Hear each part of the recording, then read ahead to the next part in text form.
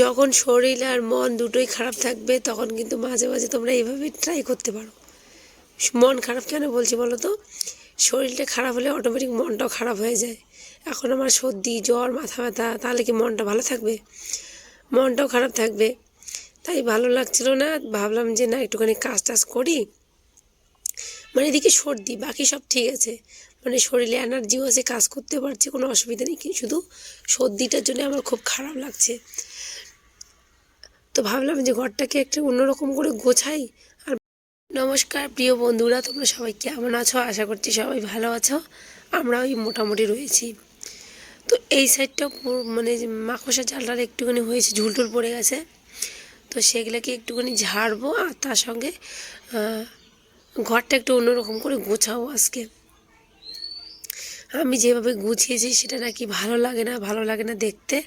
তো ভাবলাম যে আচ্ছা কী করলে ভালো লাগবে বলো তো, তাহলে সেটাই আজকে আমি করব, যাতে ভালো লাগে। কেউ যদি এসে বলে ভালো লাগছে তাহলে ভালো লাগে, আর যদি কেউ এসে বলে যে ঘরটা গোছানো হয়নি, তখন কিন্তু কেমন লাগে যে গোছাতে পারলাম না ঘরটা। তো সেটাই হচ্ছে আমার সঙ্গে। তো শোকেসটা দেখতে পাচ্ছ, শোকেসটা ওই কোণাতে রেখেছি, সেই জন্য নাকি শোকেসটা দেখতে ভালো লাগছে না। তাই ভাবলাম যে আগে সবার আগে যেভাবে ছিল সেভাবে এদিকে নিয়ে আসবো। আর মানে আমার প্রায় প্রায় যেভাবে ঘর চেঞ্জ করা, রুমটাকে একটু অন্যরকম করে সাজানো ঘরটাকে, আমার না ভালো লাগে। সেটা হয়ে ওঠে না সবসময়, কিন্তু মাঝে মাঝে করি। তোমরা তো আমার ব্লগ দেখোই, বুঝতে পারছো। মানে থাকতে থাকতে একঘেয়েমি একটা ব্যাপার চলে আসে না, তখন ভাবি যে এভাবে রাখলে হয়তো ভালো লাগবে। মানে একটা ঘরকে কত ধরনের সাজানো যায়। আর আমার ঘরে তো অনেক অনেক ফার্নিচার নেই যে সুন্দর করে সাজাবো। তবে যেটুকুনি আছে না কেন সেইটুকুনি দিয়ে আমি সুন্দর করে সাজানোর চেষ্টা করি সবসময়। তো শোকেসটা এই সাইডে নিয়ে আসলাম, নিয়ে এসে রাখলাম, বেশ ভালো লাগছে। মানে তো অনেকটা গুছিয়েও নিলাম, সুন্দর করে সাজিয়ে গুছিয়ে পরিপাটি করে রাখলাম। আর এখন মানে এখনও জিনিসগুলো গোছানো হয়নি, জামা কাপড় সেগুলো পরে গোছাবো। আর মানে মানে ঘরটা গোছানো হয়ে গেছে যে কোথায় কী কী রাখবো আর কিভাবে রাখবো। তো এদিকে আর ল্যাপা মোছা করে একবারে বেরিয়ে যাব। ফ্যান চালিয়ে দিয়েছি, তাহলে শুকিয়ে যাবে। 2-3 বার ঘরটা ল্যাপা মোছা করলাম, প্রথমে সার্ফ দিয়ে, তারপরে এমনি, তারপরে আবার ল্যাপা মোছা করলাম। মানে সার্ফটা বেশি পড়ে গেছে জলের মধ্যে, আর একদম চিপচিপে হয়ে গেছে, ওই জন্য 3 বার, না হলে 2 বার করলে হয়ে যায়।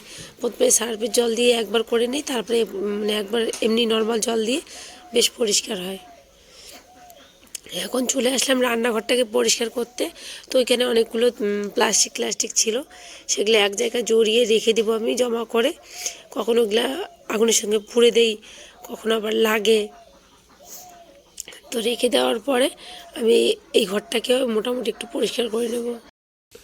এই দেখো কাচের বোতলটা পুরো তেল ছড়িয়ে ছিটিয়ে পড়ে গেল, ভাগ্যিস অল্প তেল ছিল। তো একটা জিনিস হলো মজার বিষয় কি বলতো, মানে উপর থেকে পড়লো, এটা আমার কিন্তু ভীষণ মানে শখের বলতে ভালো লাগে। এই বোতলটাতে সর্ষের তেল রাখতে ভীষণ ভালো লাগে। এটা কিষান সস ছিল, নিয়েছিলাম অনেক দিন আগে। তো এইটা পড়ে উপর থেকে পড়ে গেল, মুটকিটা ভেঙে গেছে। এই দেখো মুটকিটা ভেঙে গেল, কিন্তু এতটা মোটা কাঁচটা, কিন্তু কাঁচের বোতলটা ভাঙেনি। যাই হোক, নাহলে তো পুরো ঘর একদম কাঁচ হয়ে যেত। রেখে দিই।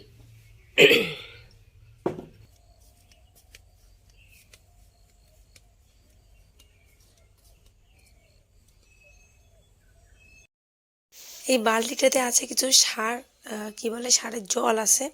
তো সেগুলোই ভাবতেছি একটু শাকের মধ্যে এভাবে দিয়ে দিই, তাহলে শাকটা বেশ ভালো হবে।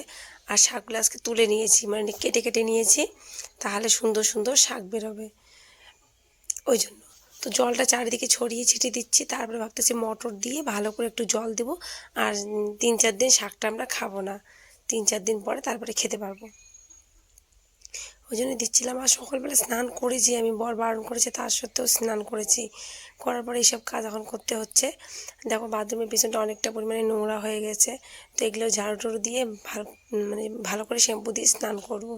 এখানে প্রচুর নোংরা জমে আছে, মানে এই জায়গাটা হাতে দেওয়া হয় না, ওই জন্য এরকম নোংরা হয়ে আছে। শুভ সন্ধ্যা সবাইকে। একবার সন্ধ্যাবেলা চলে আসলাম।